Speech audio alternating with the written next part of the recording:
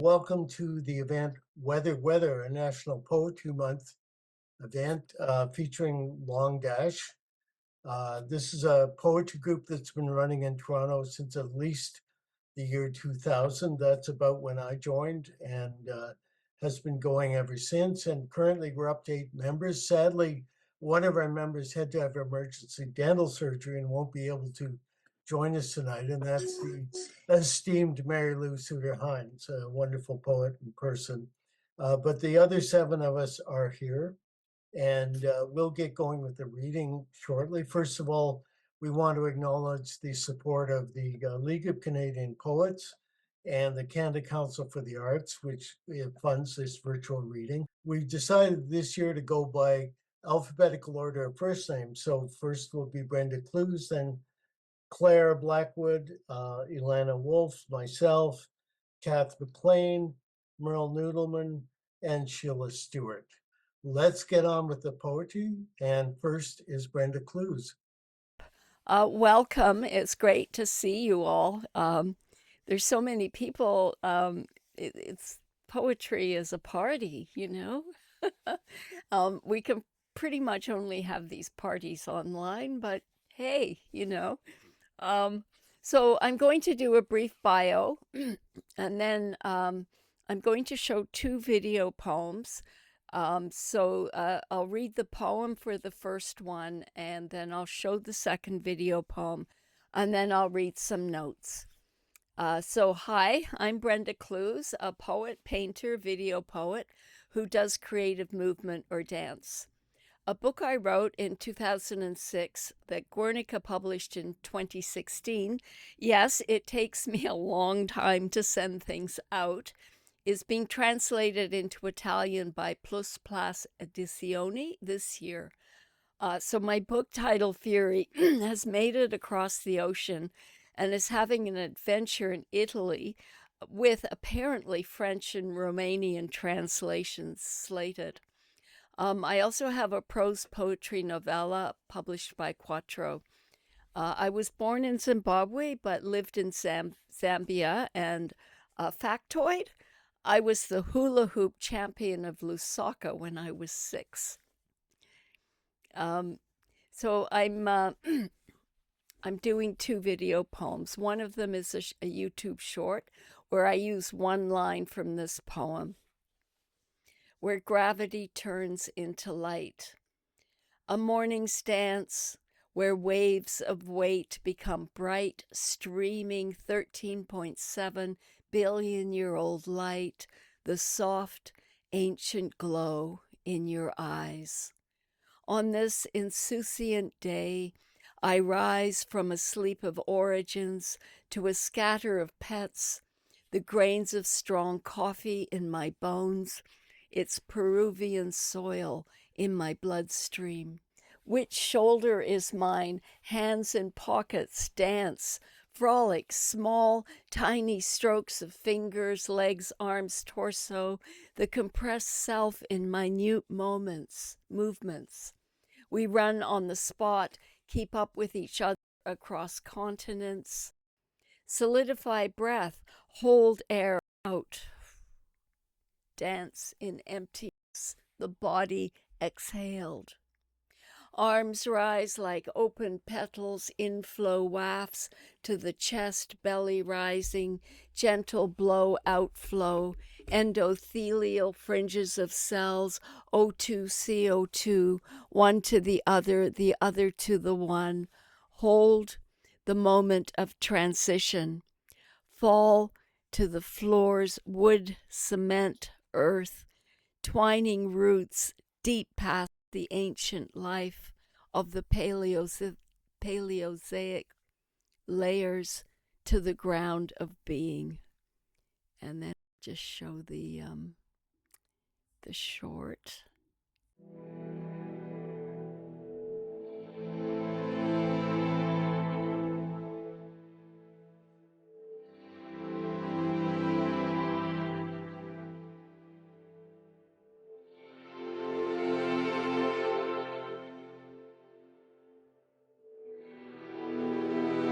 Sublimatio. A dance where waves of weight become bright, gravity streaming 13.7 billion-year-old light, the soft, ancient glow in your eyes.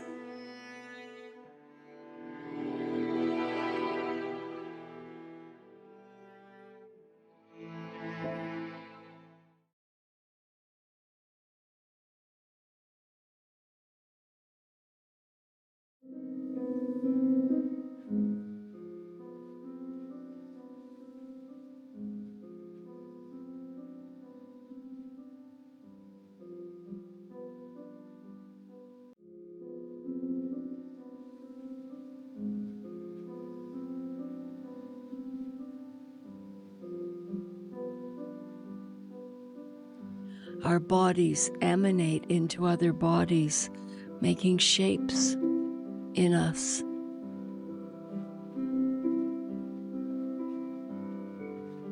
Songs on the ocean at night, floating sea of dinghies, caravans, marches, onward heave, home a rubble of gunfire, a mob of righteous killers, fled, fleeing, unwelcome, echolocating, where?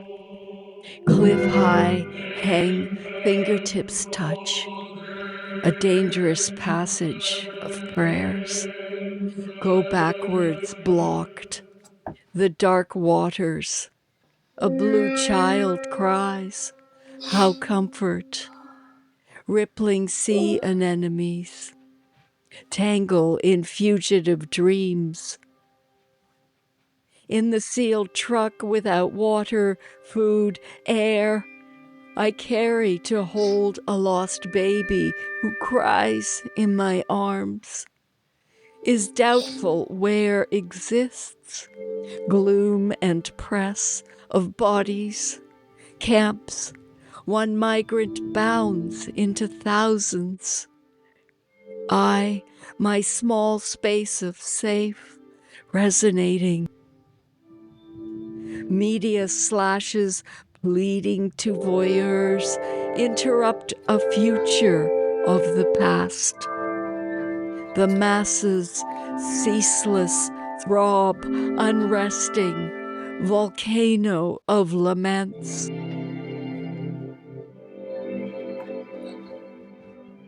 No more than a shadow, moving as self-defense. Multitudes cry in our bodies, flea-flung souls.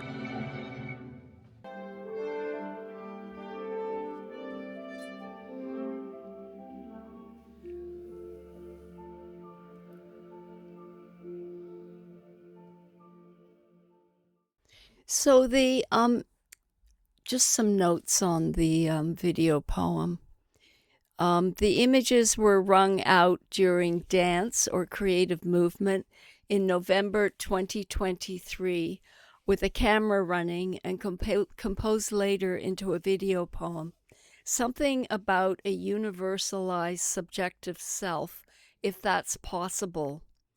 Why did I choose to present a piece on migration in this way?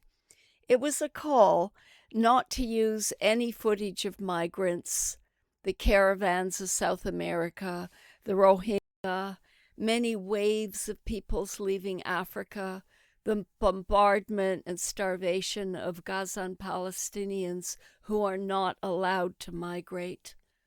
I've used news clips and open source footage in other videos. It's a fine way to go.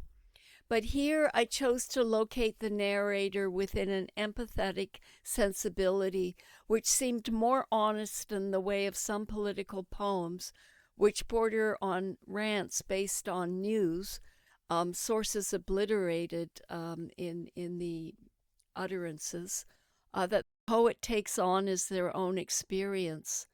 Rather, I wanted to locate this utterance in the empathetic sensibility of those of us who care, who cry when we read the news, whose hearts reach out, who give financially what we can.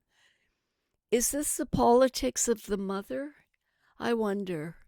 To leave the story entirely in the words by the narrator who enacts the images in this my rendition seemed the most honest way to express that caring, this emotional reaction to what is happening to those afar.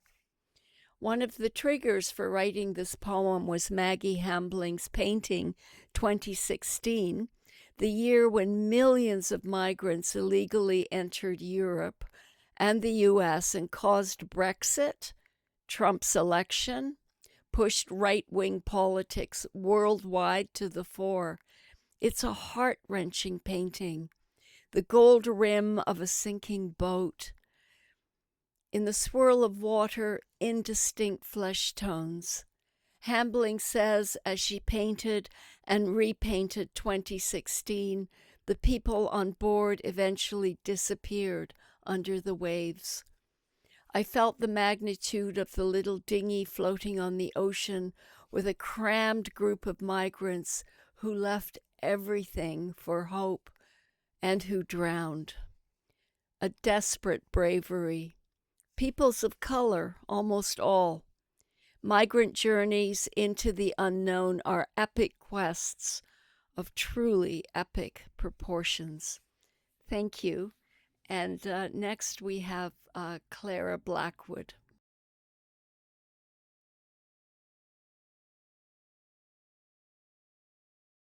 Thank you for that incredible reading and those beautiful videos, Brenda. Sort of been transported. Um, Gotta come back here. Okay, so hi everyone. My name is Clara Blackwood, and I'm a poet and visual artist. I grew up in Toronto, born and raised in Toronto, currently living in Thornhill, Ontario. And I'm the author of 3 books of poetry, 4 chapbooks. And for this particular reading, I have chosen some poems from different collections just because I feel it's on theme in terms of a different climate of location, also a different climate of being. So I'll start with a poem from my book Forecast, Guernica editions that came out in 2014. And this poem references a solar eclipse. And we all know we had one of those recently. Some of us were fortunate to have totality. So I'll read that with you to begin. It's called Forecast. The weather ahead is unpredictable. Shellfish could fall from the skies. Summer and winter congeal. You may find love or spite, always ambivalence. There are wind patterns you don't understand, pink hailstones and midnight at noon, total solar eclipse, birds migrating in reverse. You believe there is a way to distill chaos, that you could recover a torch to illuminate the darkness, pinpoint a light source brighter than Andromeda, if you just knew how to begin.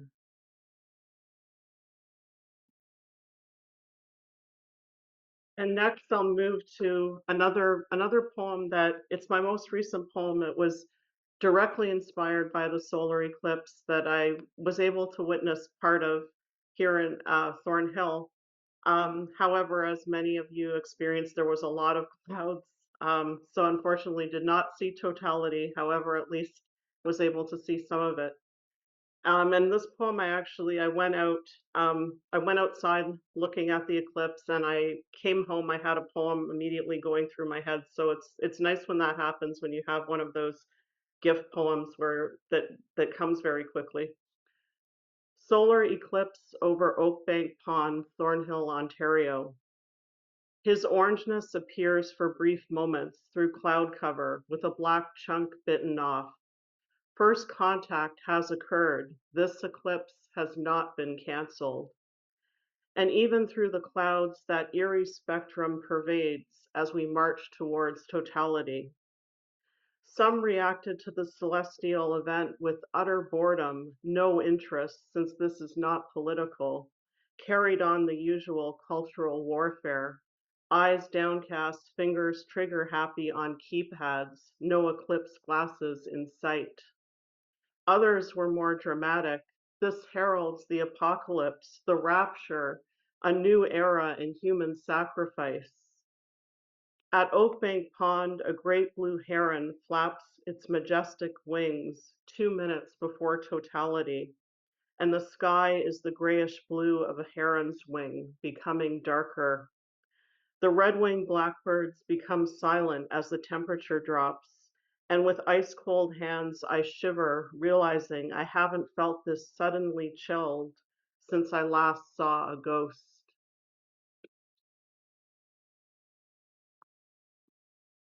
Okay, next I'll move to my most recent book, Pomegranate Heart, with Ecstasis Editions. And appropriately, well, it was raining all day today. And when it does rain on your wedding day, that is good luck. So that that this poem is inspired by a wonderful wedding I went to some years ago, and it's called Rain on Their Wedding Day, Point Pelee, Ontario. Earlier in the day, we discovered the most passive of summer climates, calm within the humid continental. I went off looking for Jurassic wasps, heard rumor of fist-sized hornets. We speak of reaching the boardwalk before the ceremonies begin, but there's no time. Our ride coaxes us in. Before sunset, we arrive on the beach, joining the swell of celebrants. Down the sand walk bride and bride. As vows are exchanged, the sky shifts pink to purple. Storm clouds sail in, the wind ascending. As if on cue, the rain waits until the registry is signed. We hurry back to our cars for shelter, catching quick sight of carp jumping to the surface of the lake, excited perhaps by the falling rain and the ebullient couple. Then the deluge, but not until we're back at the hotel. What luck! All of Essex County providing a light show. Cyclonic skies, plum and ultramarine illuminated by domino lightning. We break into spontaneous applause, thanking the weather gods for this most spectacular gift. Okay. All right, next moving to a very different place, the West Coast. This is called Raven Hang Glider, Lillooet, British Columbia. Above the azure waters floats a raven, caught in a rough confluence of air, never flapping his wings, just letting them rock him back and forth, twisting and turning. The mountains looked on, the salmon paused in their struggle. The raven reaches back to deepest memory, earliest time, when raven made the tides by throwing sand in the face of a guardian elder, and she dropped the tide line forevermore. Nowadays, flying and trickery required much more effort. The guardians are almost extinct, the voyage from sea post to tree so fatiguing, and he calls upon the wind, "O wind, please carry me over the tide, that I may rest my wings." Okay. All right, now the West Coast again, but in the United States. This is called Persephone Returns, San Francisco, California. I thought I'd transcended you, but you were merely evolving into a queen, offering me a scepter at the end of an underground tunnel, evoked again when I was courted by a widower with roots far below this northern clime. And now I'm flying over evergreens and mountains into the land of 48 hills, palm trees swaying like uncertain saints, imagining 6 months with him and 6 months back in Canada, home to mother, ever the eternal daughter. As his black Lexus approaches like Hades' chariot, I'm consumed by impending gloom. He takes me to Land's End at the mouth of the Pacific, waves crashing like renegade sailors abandoning ships in search of gold. And like those shipwrecks surfacing still, he tells me this was my wife's favorite place.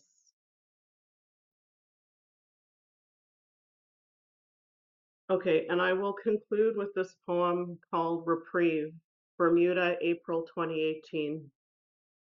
I am in need of radical change, of residence, vocation, body, religion too. Before departure, I read how people with PTSD often lose or find their faith, switch from the left-hand path to the right. I am waiting, strange red balloon ascending into tentative sky. There are aliens everywhere. After a rainstorm, tree frogs beep and blip in the indivisible green. A yellow-crowned night heron visits at every breakfast. Like a typical fixed sign, my concrete heels believe I am landlocked until hurricane season. Obstinate ox, demanding lion, tricky arachnids circle me. I dream in texture now. The rippling blue horizon vanishes through coral reefs. A silky parrotfish flashes turquoise in the undulating lagoon. Dry-tongued, I wake to salt water taste. No dark spirits have followed me here. Thank you for listening, and next I introduce Elana Wolff. Thank you for that beautiful, that stunning reading, Clara. So I'm Elana Wolff. I write poems, mostly poems. I write other things as well, including creative nonfiction stories. My new book, Faithfully Seeking Franz, published by Guernica Editions is a cross-genre Kafka quest work. Mostly creative nonfiction stories, but also poems, poetic prose pieces, and photos, all devoted to a search for my dead literary mentor, Prague modernist author Franz Kafka. In his writing and in places he lived, worked, vacationed, and convalesced, where he died and where he was laid to rest. The unpredictable, uncertain, serendipitous qualities of questing, as in our theme of the evening, weather, are always at play. I'd like now to show a 5-minute video of photos from Faithfully Seeking Franz, the itinerary. This will be the first viewing. The piece was beautifully produced by my long dash colleague, Brenda Clews. And you'll hear me reading a poem, the opening poem, and a poetic prose piece from the book as the photos roll. So Brenda, I turn the screen over to you.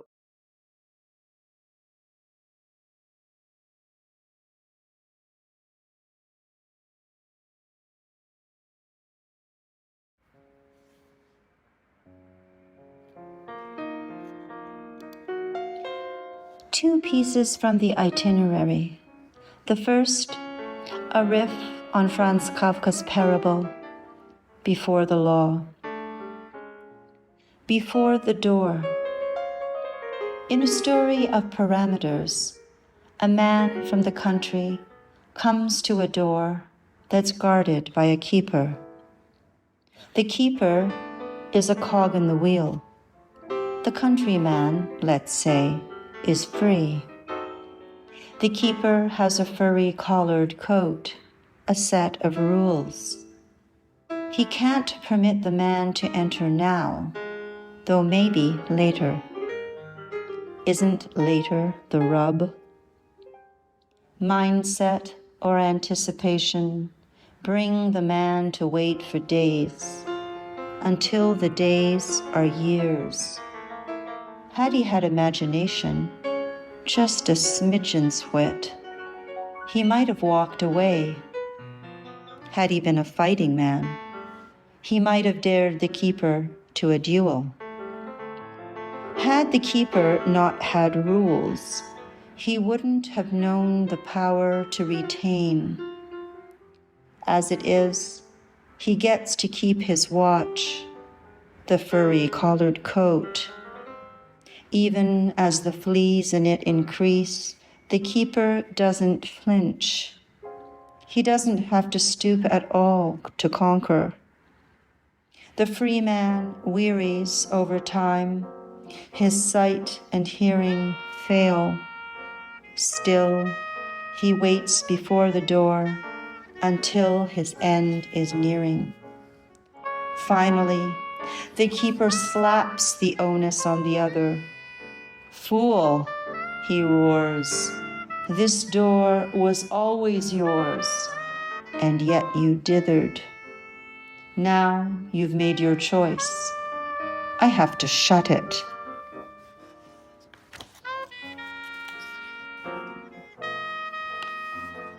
Notes on questing.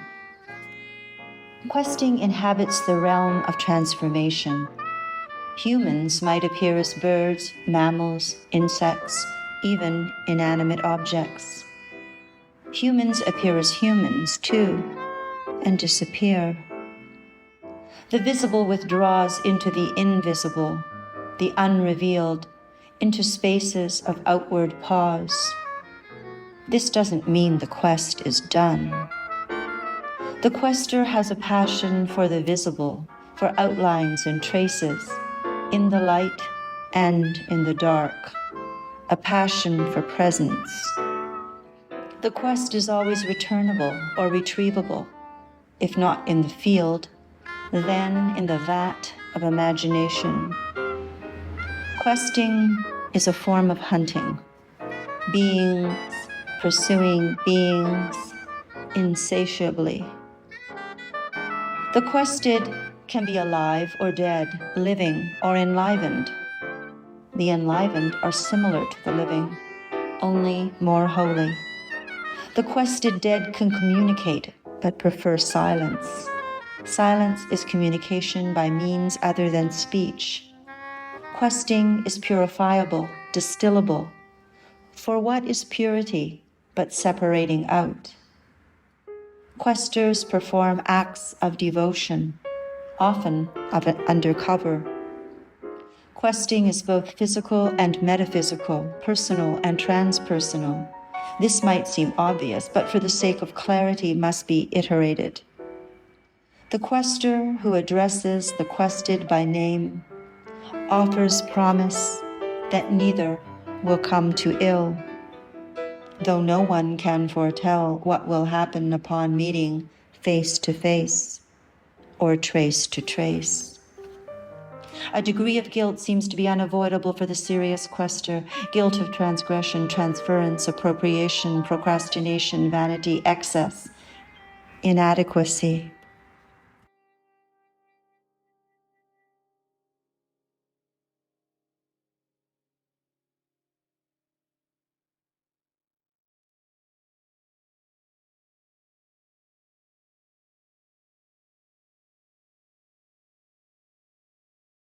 I'd like to close with a poem about flowers, which are always dependent on weather in the atmospheric sense.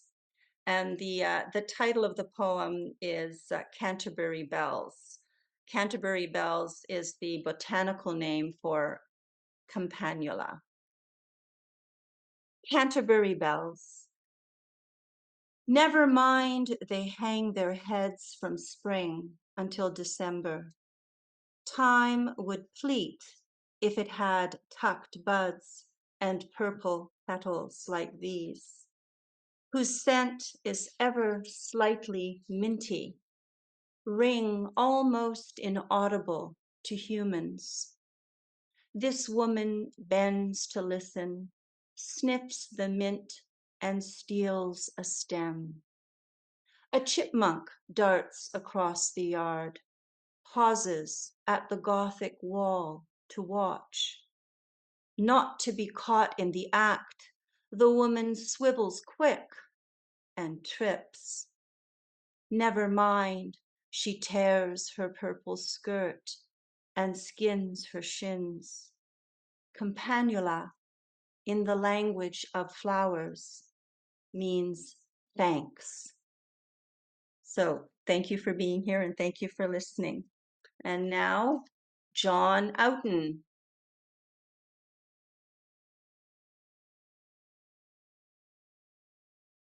Hi, everybody. I hope you can hear me.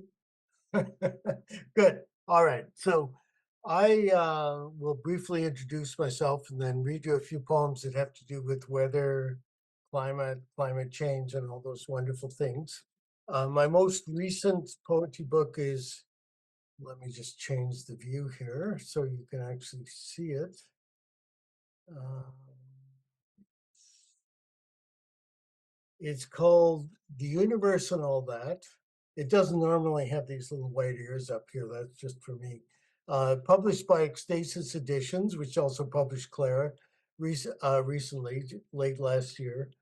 And I will read a few poems from that, but first I'm going to read you some new poems that have to do with climate, atmosphere, things like that. And also there's one or two in here about the same eclipse Claire was talking about, which unfortunately in Toronto, we got cloud for most of it, but other parts of the world, you may have seen the whole amazing thing. So I'll begin with Path of Totality, which I wrote before the eclipse. This complete eclipse could be the last one I see before my own, as all planets darken at once. The sun will carry on, spreading from other stars, as Earth curves an oval, a knot of loops, around the pale moon dancing its own curlicues. On the path of totality, all is ellipsed.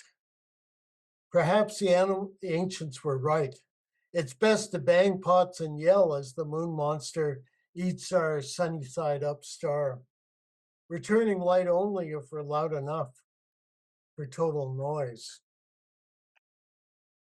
The next one is a recent poem. I think I wrote this last fall, called Leaves Falling. And one of the bits of trivia in it you may or may not know is that if you want to build a battleship that would really resist attacks from other navies, you built them of oak because cannonballs would bounce right off oak, which was because it was so tough, but it was also heavy and hard to work, so it didn't always get used.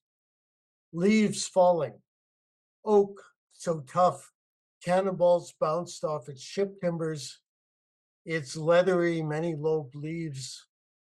One spirals gracefully in snow flurry, wind, a wing in flight. Even grounded, oak leaves are slow to yield. Their hard brown forms refuse disappearance. Ginkgo leaves open saffron fans, each one waving a brief memory. They wave and weave like kimono cloth, a koto melody. As we age, ginkgo leaves swaddle our roots, flirting, flipping on and off.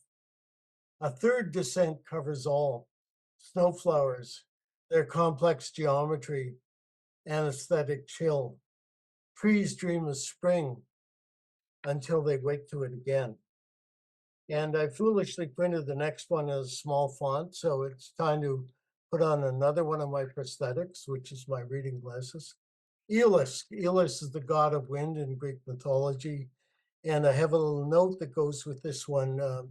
I don't know how many of you heard of an Aeolian harp, but an Aeolian harp is basically a rectangular box that you put strings on over a couple of bridges and you tune them all to the same note.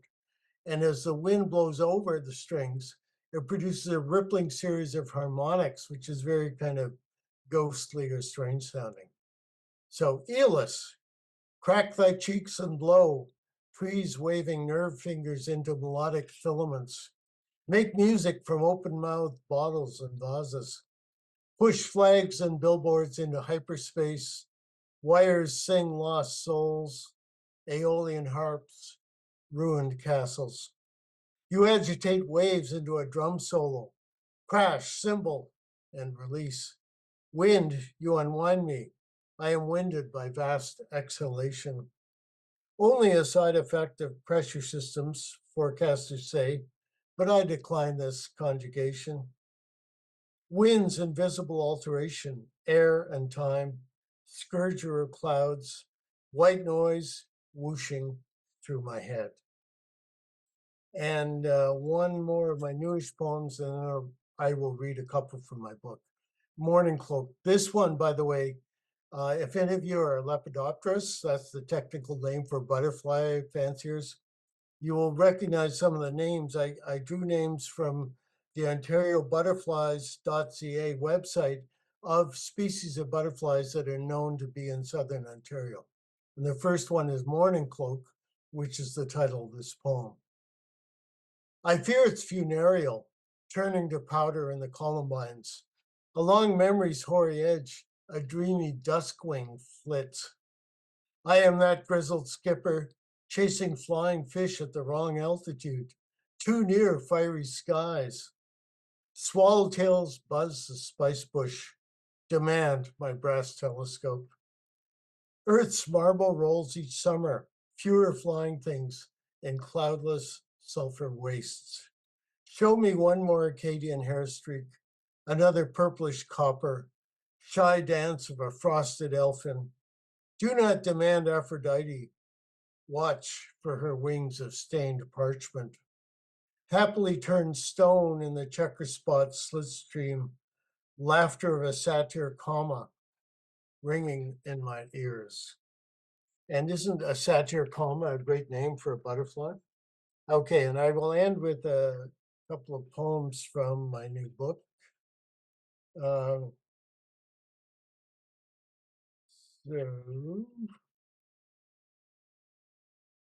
okay, bees. This is kind of an elegy for our favorite pollinators. All across the continent, bees are vanishing, setting out to dust their hairy little bodies with glimmering gold pollen, never returning to stroke the queen with feathery antennae. Pulsing hives become papery wastes, abandoned larvae writhe blindly in hexagons, crops and wildflowers no longer swell, the bees not coming back. Stars vibrate to the whine of one-way wings, honeypots down to the last lick. Beekeepers' boxes stand, tombs of hope. Meanwhile, in an under-decorated cell, Paris Hilton finally wonders if actions have consequences, and the prez shifts in his big decision-making chair, ponders how to weasel out of that war thing. The commuter floors his big Lexus. Broken links, all of us in a vast network of chains.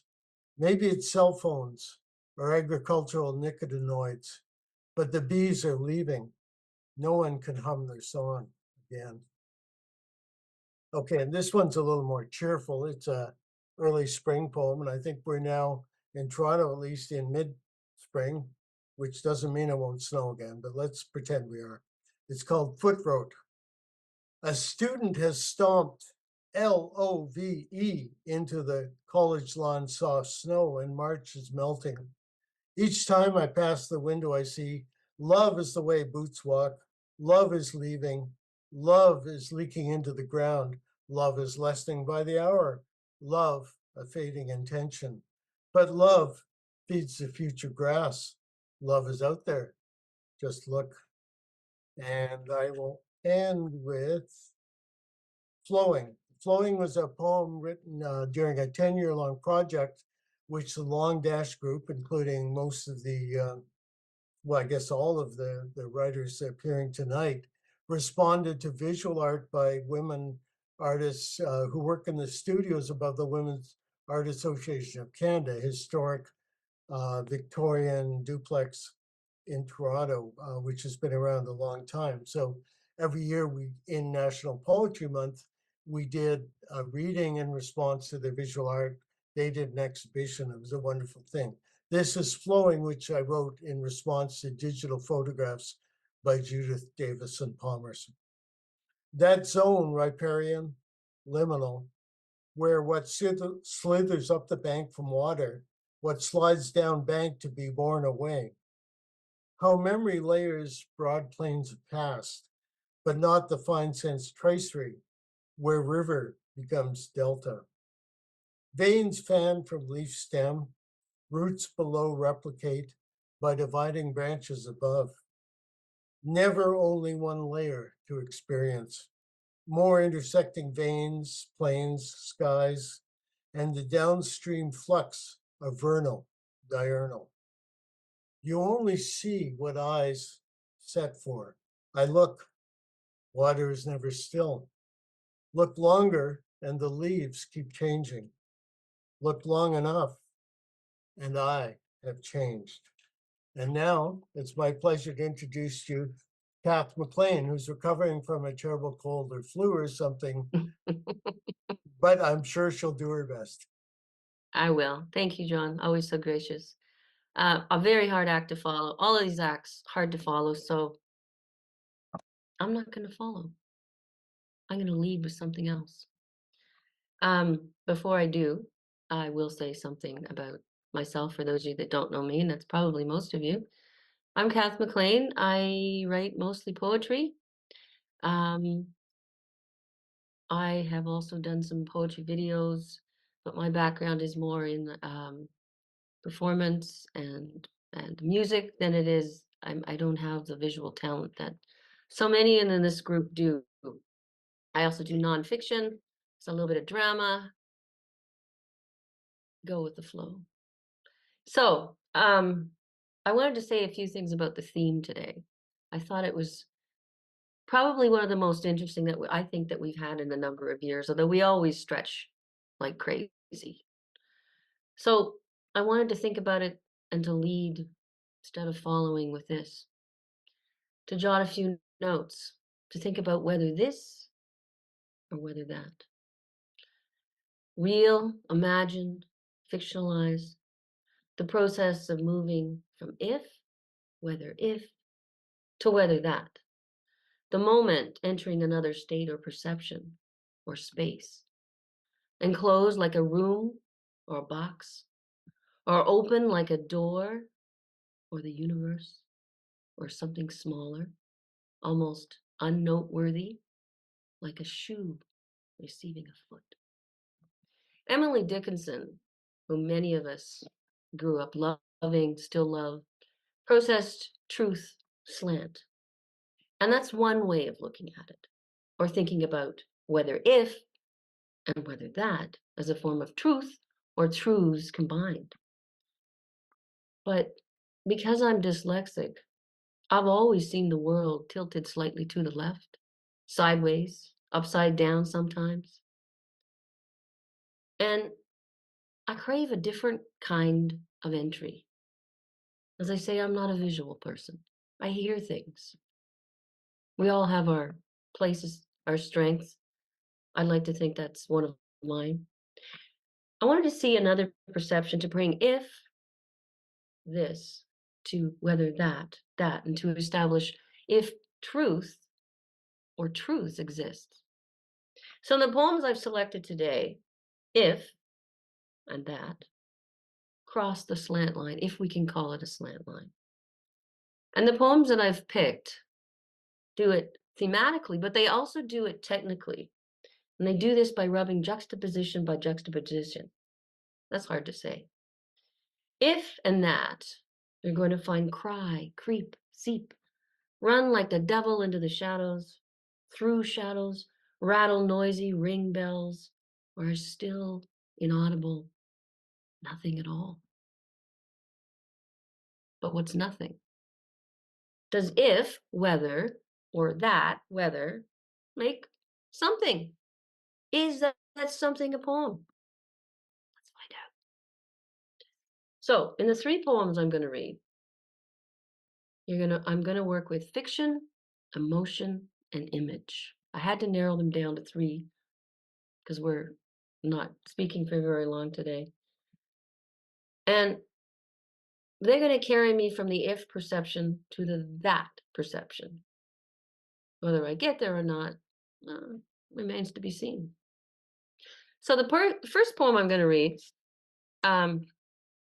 uses fiction as its method of inquiry into the weather. And like a lot of my work, it looks back at the moderns.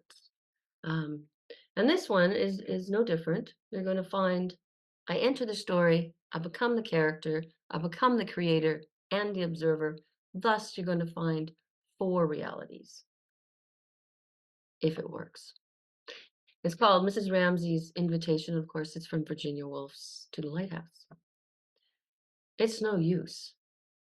My head bobs above waves and won't come back. I've called 1,000 times.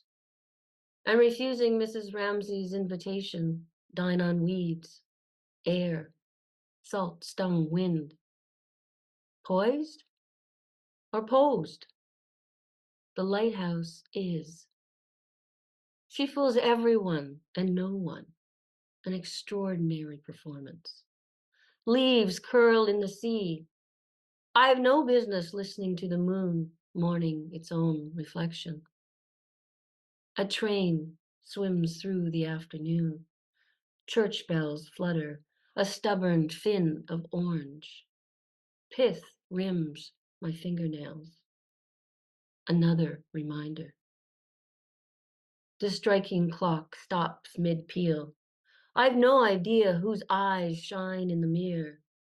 Sleep brings fishy thoughts, trout-mouthing, sullen dark, black dots, weird endings. Praises, pruned, perfect, well intentioned, yet I climb my own dunes, read what's written beneath the gull's white wings. You can just make out shapes, strange motifs, feathered meditations. It's terrible to mix metaphors, to empty shoes, to strew sand in corners of the room, scratching Kitty's raised haunch, arching a brow, sinking cups and cups of weak tea. Offer biscuits, a silver tray. The shore, a moving dot, applauds. The sea, the sea. My head pounding. It's no good. The second poem that I'm going to read. This one uses emotion as the gateway between if, whether if, and whether that. And it starts by riffing off of H.D.'s words as quoted in McCabe's book on H.D. and Breyer. And he's about their relationship. And he uses everyday domesticity to look at the that, which is love, a feeling, or unity or disunity of the selves. The selves become fictional, past lives, which are or were real, and the present. So again, multiple realities all at once, a flurry of feathers. If flies to wherever if flies to. Let's take a look. This one's called Its Boil Takes Longer. If a word opens a door halfway between winter, like that, I'm stroked, feathered, an exotic bird. If there is kindness, a sheltered garden, hidden, I'm here. If a word opens, a petal unfolds. Time's flowering chain chokes the neck. Friends worry, lines bead. Hopeless, coughed up, raging husk to husky, sulphurous gas. In other words, the bachelor, the master, the doctor who flirts a season, consumes dates and antiquated port, offers small stamps, licked and glued, gilded, stiff-hinged, cracking a hand gesture, a ringless knuckle salutes. Ghosts speak. Another sacrifice. Church bells chime unanswered, ink and unk. Dreams drift, arriving late, creak through ungoverned nights, rattling, unseen, station to station. Blot the horizon, steam ahead. I've kept your red kettle, its wires frayed, its handle loose. Its boil takes longer than it should. Now, when I'm wanting a cuppa, I only have to press this button and plumes flutter.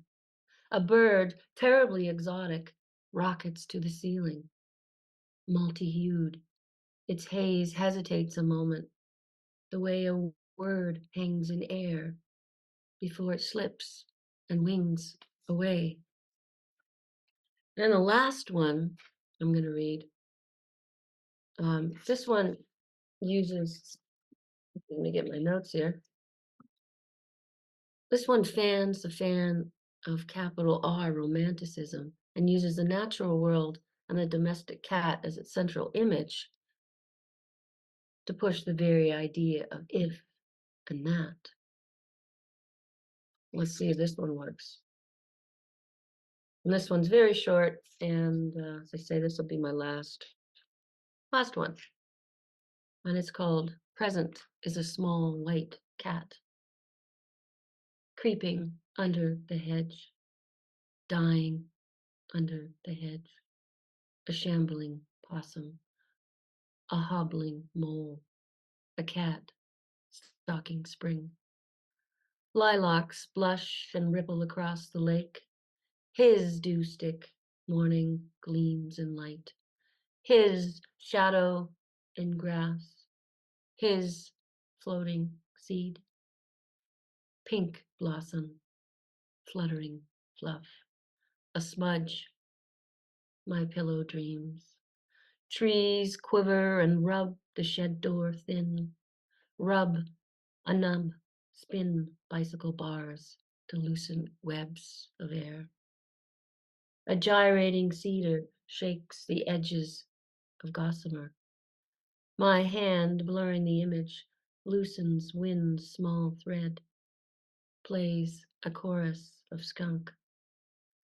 Does it matter if the present is a small white cat, or the dark, raising its head, mistakes a robin's cry for something else, folding its velvet wing, bruising for a kind thought, beneath the breeze?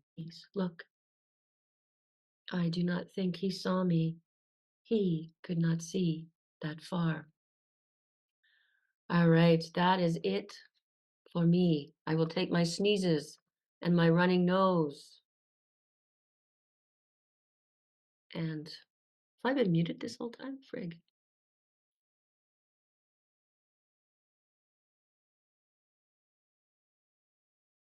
You're muted now, but we heard all of your reading, so don't worry. Yeah. You're muted now, though. We can't hear you right now. Now I'm. Oh, you're muted again. What the? Yeah, it was going in and out of mute. Okay, I'm not touching anything. Yeah. It's those audio ghosts. Okay, I'm gonna pass the mic, working or not, over to Merle Nudelman. Merle. Thank you, Kath. Beautiful reading. Beautiful. Thank you. My name is Merle Nudelman, and I'm a poet, educator, and lawyer. I am the author of 6 books of poetry, the most recent of which is Michael and Me, that was brought out the same time as John and Clara's book by Ecstasis Editions in November of this last year. So I am going to read to you exclusively from Michael and Me this evening, and I hope you'll enjoy the poems.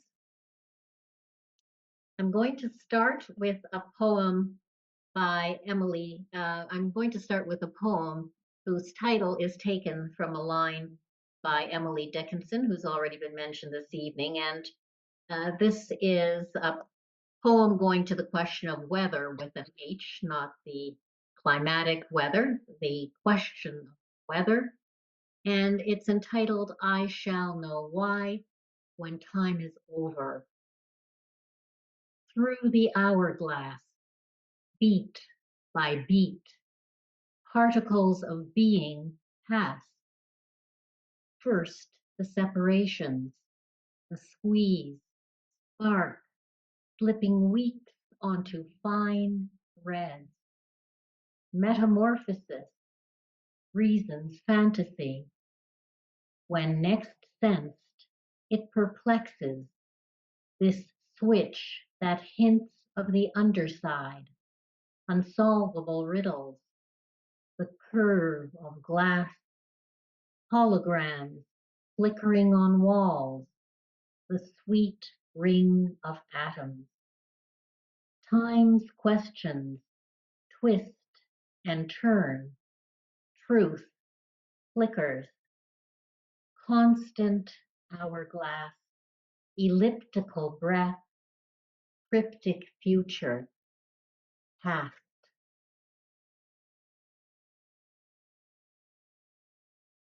It's now springtime, although you couldn't tell it from today's weather, and soon the trillium will be in bloom. This next poem I've selected to share tonight takes you to central Ontario, where the trillium will soon dot the woods and roadside grasses.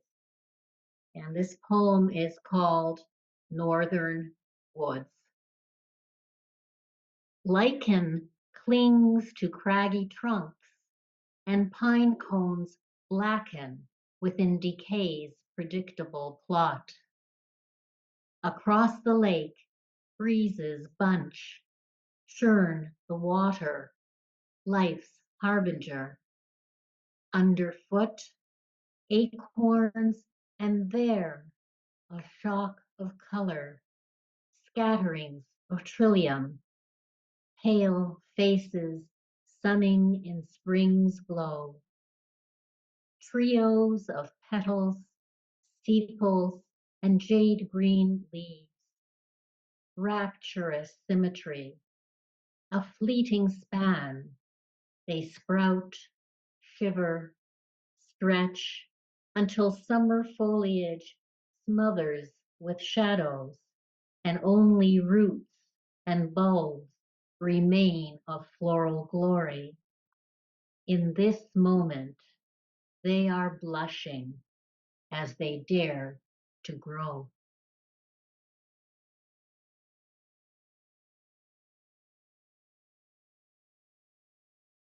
Michael and Me is a collection of poems about my dear, my precious son Michael, and his battle with cancer, as well as about my own spiritual journey during that time and thereafter.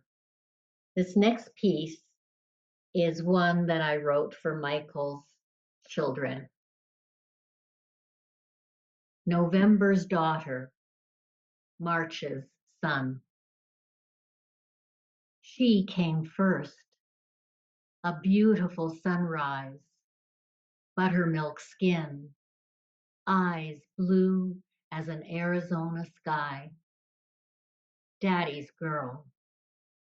Comfy on the rug, they make believe, shape their rituals, clink milk glasses while toasting, cheers, the tickle, and high five before bed.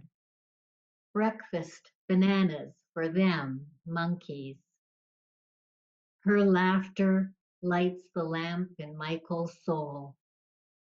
Tender palms on his chest, she helps give Reiki, intent on fixing her broken dad. See you later, alligator. In a while, crocodile. Then his little mister, golden olive skin, chocolatey eyes, honey sweet. Michael taps his fists, boxing with his boy. Jeremy's gaze penetrates the door to his heart while Michael holds him, feeds him formula. Soon, Jeremy practices, learns to walk. He tries, falls, gets up chuckling, already fearless, an athlete like his dad. Weakened, Michael lies in bed. Jeremy crawls upstairs, stands beside his father, searches his face for why, whispers, Dada. Michael manages a grin.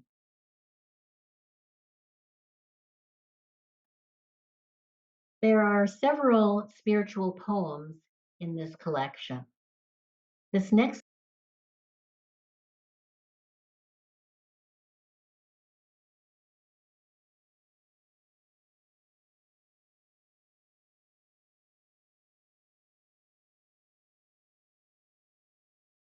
Merle, you're muted.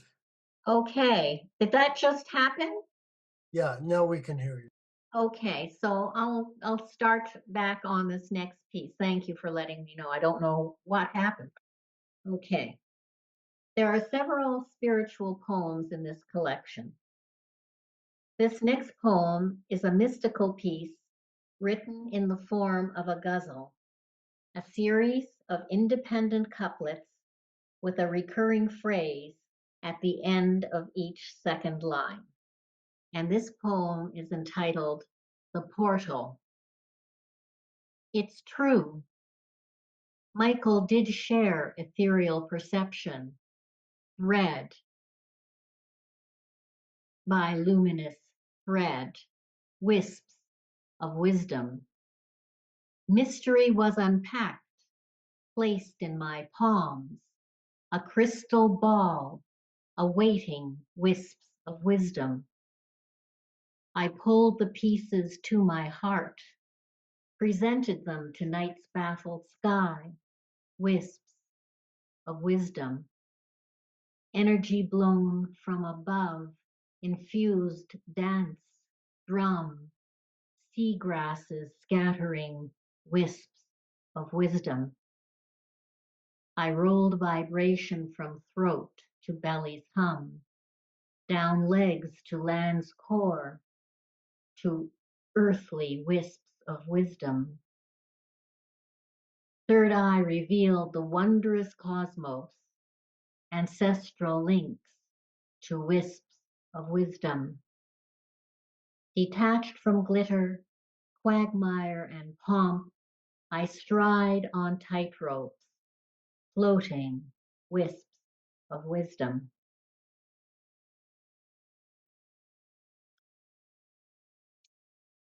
Another mystical piece set in central Ontario in the summertime. This one is called The Angel Hour. Resisting the impulse to blink into the dark, startle at the faint glimmer, my unspoken words loop psalms and prayers for the ethereal, the creatures beyond shuttered windows. Blessed thou art, sings in my veins, atop the waves, gentling the shore, bereft with night's uncertainty. A passing boat rouses the loons. One calls to the night, another to morning's margins. Braided they chant to wind and water, to the endless echoing firmament. And I'm going to end with a poem about love, coincidentally echoing John. And another coincidence, this poem is entitled Flowing, which is quite amazing. So, flowing. And love is the foundation for everything before I get into the poem. Love of self, love of other beings, love for our planet and everything on it. It's what elevates life. It's how we start and how we end. Love is eternal. And my prayer is that we humans remember that we're all one and live in peace and harmony. Flowing. Love. A short word, simple in fact, yet containing the entire world in the spaces between its four letters. In rhyme and meter, poets glorified l'amour. The bard of Avon dramatized passion. Rumi sanctified love. The Bible codified it. Love is the breath of the universe. It's what holds matter together, makes sunsets soothing, symphonies sustaining. The essential emotion that ennobles the species. Michael whispers, my devotion is, was, and always will be. I'm no longer Michael. I am love. And on a little final note, I just like to mention that I will be a featured reader at the Art Bar reading series at the Free Times Cafe on Monday, April 29th at 7 p.m. And I hope that some of you can attend. And I would like to thank you for your attention. Before I pass you on to our final reader for this evening, a fine, lovely poet, Sheila Stewart. Thank you so much, Merle. I feel like I'm just letting your poems sink in. Yes, I'm Sheila Stewart, and I'm the final reader. So as we go, just feel free to stretch or whatever you need to do. having listened to the group of us, I really appreciate you all being here, and I want to thank my fellow I'm going to call us we are the Long Dash group, and sometimes we say the Long Dashers, but I kind of prefer if we just say the Long Dashes. Definitely dashing. And anyways, a group that has quite a lot of fun. I'm going to read a few poems, mainly from my third poetry collection, which is called If I Write About My Father. So I kind of echo back to Kath, who worked with the word if. And this collection will come out this year with Ecstasis Editions.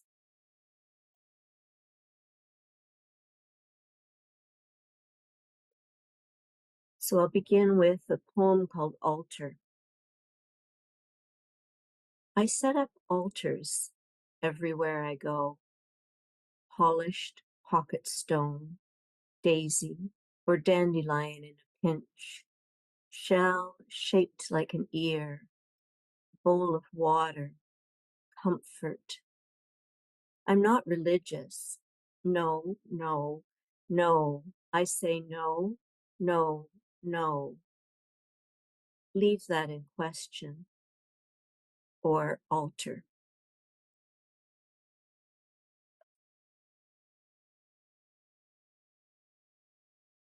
And the next poem is called Dominion. Dominion. The dog digs a hole in this once dominion of Canada.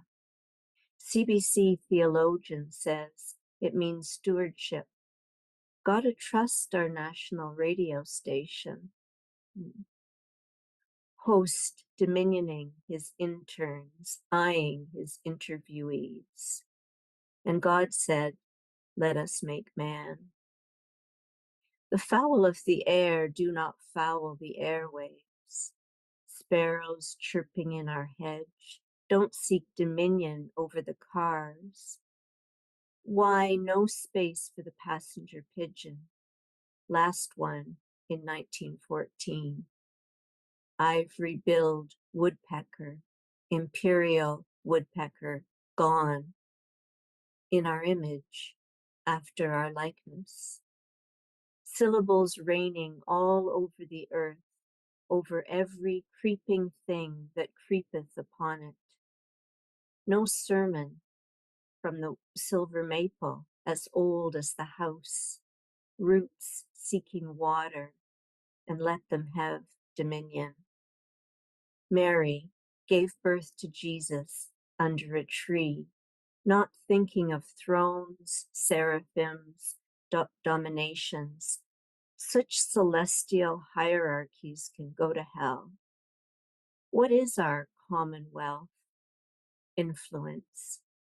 Who swims with the fish of the sea?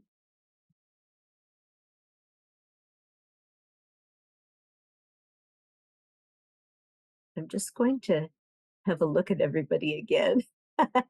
Great. For the first time, I'm reading off the screen instead of my usual paper. I got the paper copies here too in case the screen didn't work. So now I'll go back to what for me is, slightly almost high tech, So a short poem from the middle of the manuscript. Word wrestled with body. Body said, word, you're a sham, a heady thing passed down from the fathers. You forgot your birth. Body was confused, wanting words approval, a nod, a look, wordless admiration.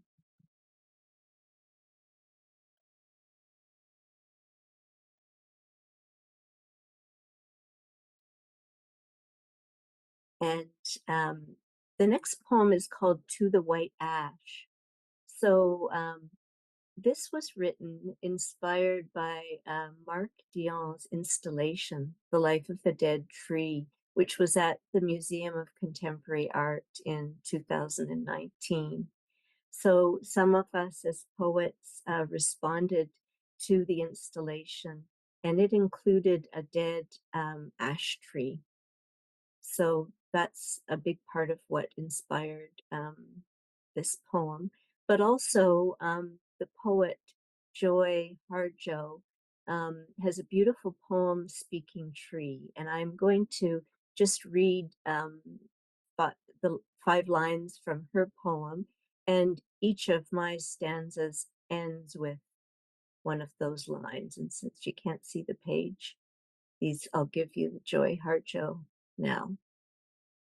I am a woman longing to be a tree, planted in the moist, dark earth, between sunrise and sunset.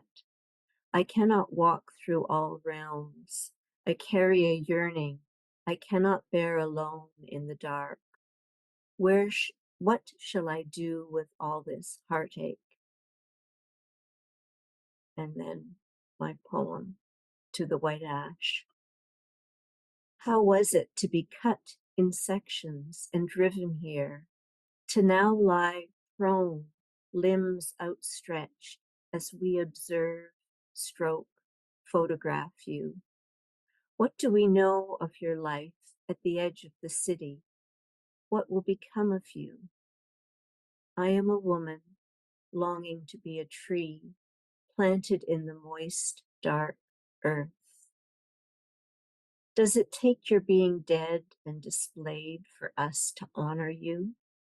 As with our own kind, we praise your gifts after you've died.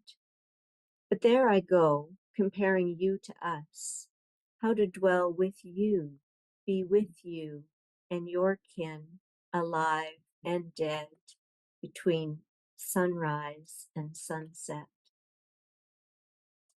What language can I possibly use to address you?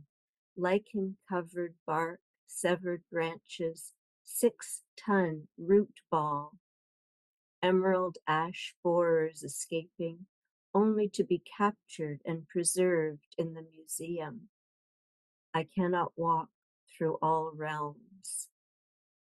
Ash, you know I lived beside a silver maple older than the house. From my writing desk, I gazed at squirrels chasing up and down its trunk, as if I wrote in a treehouse. Maple's massive branch crashed the day my favorite aunt died. I carry a yearning I cannot bear alone in the dark. The city planted a London plane tree. We should have asked for native. We never liked it. But now sparrows flit from fence to hedge to its invasive reach. But what of the waning species, voracious insects, wildfires? What shall I do with all this heartache?